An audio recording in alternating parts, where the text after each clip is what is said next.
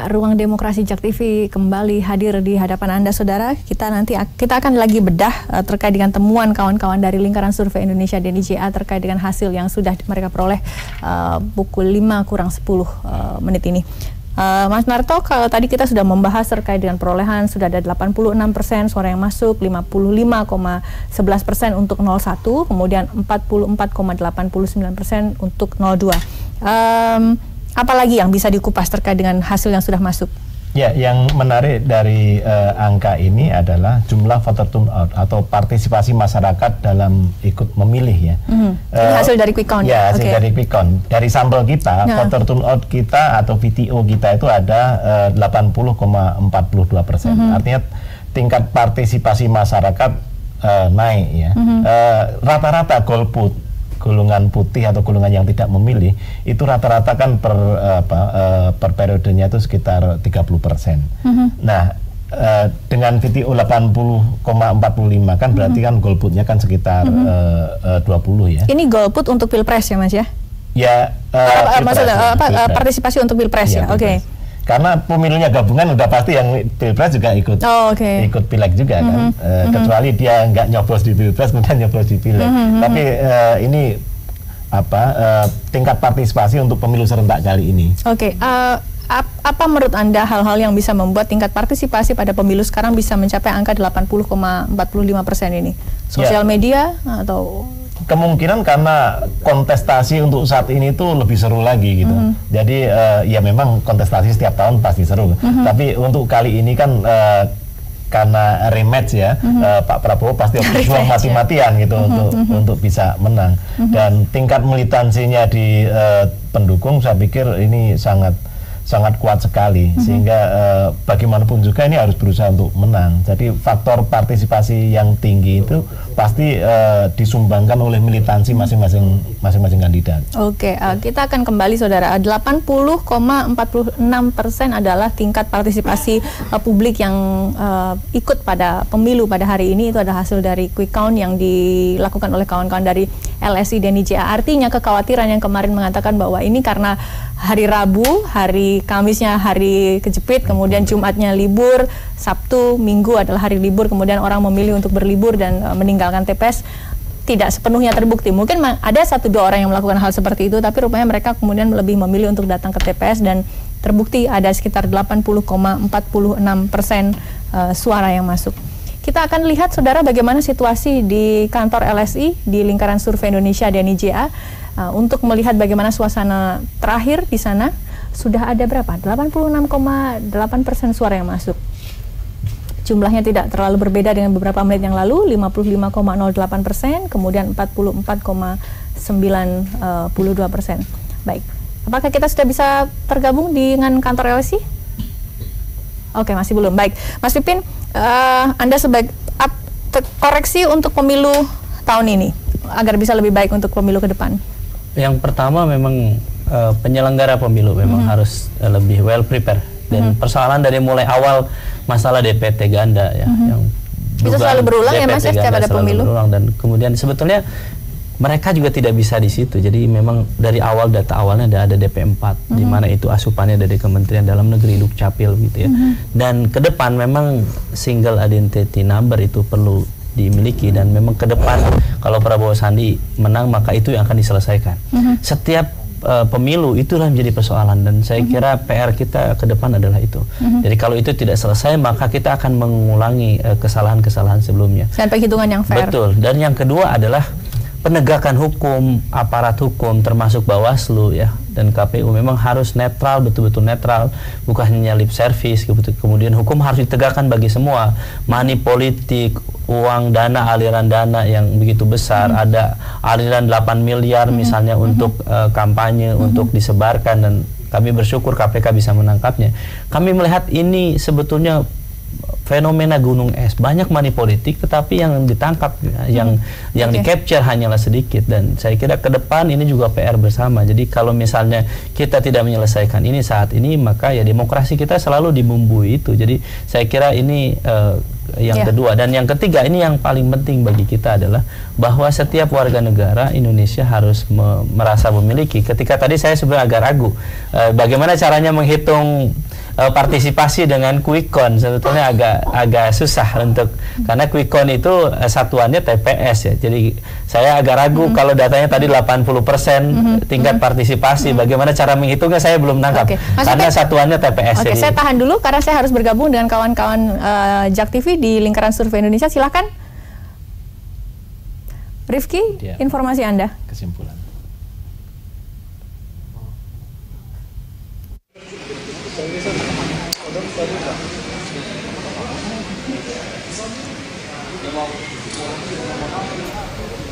Apa kesimpulan yang didapat dari kantor lingkaran survei Indonesia DNI-JA sore ini?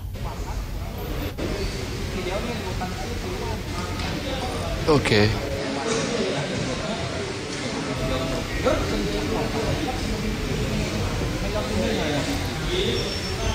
Iya. Iya, sayang sekali. Tampaknya komunikasi kita dengan Rifki Baihaqi dari kantor lingkaran survei Indonesia DNI-JA mengalami gangguan. Saya kembali ke studio. Apa yang bisa disimpulkan, Mas? Terakhir ini sudah suara yang masuk sudah sekitar berapa, Mas? Ya, kita di kantor pun sudah siap-siap untuk memberikan kesimpulan. Saya bisa menyimpulkan untuk quick count kali ini memang perolehan sudah susah sekali untuk bertukar tempat begitu. Jadi di angka 87,40 suara masuk ini nampaknya Jokowi sudah susah sekali dikejar.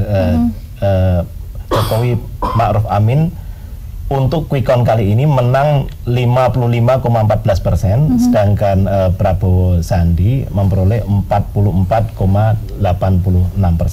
Nah, ini data quick count, artinya data perakiraan perolehan kali ini. Tentunya ini bukan data formal, kepastian kemenangan akan diumumkan oleh KPU mungkin 2 minggu atau 30 hari yang akan datang. Itu nanti kita tunggu kesimpulan dari KPU. Oke, baik. Terakhir ke Mas Ari. Mas, kira-kira apa Mas yang untuk menjadi koreksi pelaksanaan pemilu ini dan ke depan kita bisa menjadi melangkah lebih baik begitu untuk ke Indonesia di kepemimpinan yang baru? Ya, yang pertama saya tanggapi dulu, Pak. Ini saya meng-highlight tadi perkataan Mas Narto. Sepertinya sudah susah bertukar tempat. Jadi karena Mas Narto punya kualitas akademik untuk mengatakan itu, makanya saya mengapresiasi. Mengapresiasi itu. Yang kedua, alhamdulillah berdasarkan hasil quick count itu kita bisa melihat bahwa ternyata voters turnout, angka partisipasi kita meningkat sampai 80%. Artinya? Walaupun itu mungkin bukan angka partisipasi real, itu cuma sampel, tapi kita harus mengapresiasi bahwa ternyata yang kita diskusikan tadi, pileg, pilpres bersamaan punya efek positif, bahwa partisipasi kita meningkat. Saya kira ini bisa karena masa kampanye yang cukup panjang dan pilpres dan pileg bersamaan. Kalau menilai tentang pemilu ini, saya melihat pemilu ini sudah sangat baik ya berjalan. KPU sudah sangat maksimal bekerja, walaupun mungkin masih ada beberapa hal yang menjadi bahan evaluasi. Yang paling perlu kita kita evaluasi sebenarnya di pemilu kali ini. Saya melihat pemilu kali ini berbeda dengan pemilu 2004, 2009 sama 2014. Pemilu 2004, 2009, 2014 itu kan kita melihat masih kental nuansa-nuansa konten, program segala macam. Jadi sebenarnya ini bisa jadi bahan evaluasi misalnya sebagai untuk kubu Pak Prabowo maupun kubu Pak Jokowi, bahwa pilpres kali ini kita harus hindari misalnya munculnya nuansa-nuansa sektarian, politik sektarian seperti ini. Ini harus dijaga agar tidak menimbulkan residu. Oleh karena itu poin yang paling penting adalah bagaimana rekonsiliasi pasca pilpres nanti. Oke, baik. Ada juga yang mengatakan begini, kita tinggalkan pilpres ya, tapi pileg nama berjajar banyak, tidak ada foto. Maka cara satu-satunya untuk bisa dipilih adalah harus dengan serangan fajar atau money politics, agar kemudian siapa yang ngasih banyak itu yang diingat dan itu yang dicoblos. Anda punya koreksi ke depan seperti apa harusnya pileg itu berlangsung? Iya, jadi sebenarnya serangan fajar atau money politik itu tidak perlu ketika. Tapi itu biasanya jadi cara pengingat yang lebih efektif ya kalau kita lihat masyarakat. Karena calegnya malas turun. Kan mentalitas caleg ini kan beda-beda juga. Mungkin beda sama Mas Pipin, sering turun ya. Kalau Mas Pipin saya yakin dia ini caleg yang berintegritas, dekat dengan rakyat. Insya Allah terpilih. Ini kalau ini sepakat ini akhirnya keduanya ini sepakat. Tapi caleg-caleg yang malas-malas ini yang nggak mau ketemu sama masyarakat menggunakan jalan-jalan pintas. Jadi sebenarnya caleg-caleg yang berintegritas seperti Mas Pipin ini punya tanggung jawab untuk mencerdaskan masyarakat agar jangan mau diterima duit-duit begitu. Oke, baik. Ada banyak koreksi yang bisa dilakukan di pemilu selanjutnya. Terima kasih Mas Ari. Saya belum. Oh, silakan Mas Pipin, silakan. Tadi sudah ditutup. Oke, silakan. Tadi Mas Pipin udah nih. Jadi, silakan. Saya kira yang pertama yang harus saya sampaikan bahwa tadi kata kesimpulan, belum ada kesimpulan. Saya kira ini sudah penggiringan opini yang luar biasa. Belum ada kesimpulan siapa yang menang termasuk di quick count ini. Karena itu masih 87%, harus diakui bahwa kalau misalnya katakanlah dari 87, lebihnya ada 12,25%. Misalnya katakanlah 67% ada yang memilih Pak Prabowo, kalah Pak Jokowi. Jadi saya kira terlalu dini kita menyimpulkan bahwa Pak Jokowi menang hasil quick count ini. Jadi saya kira ini koreksian saya kira buat LSI dan DNIJA. Dan saya kira yang kedua memang kredibilitas itu penting. Dan salah satu kredibilitas itu menyampaikan apakah memang lembaga sekaliber LSI dan DNIJA misalnya selain sebagai lembaga survei juga sebagai konsultannya Jokowi Ma'ruf. Ini juga penting untuk diungkap.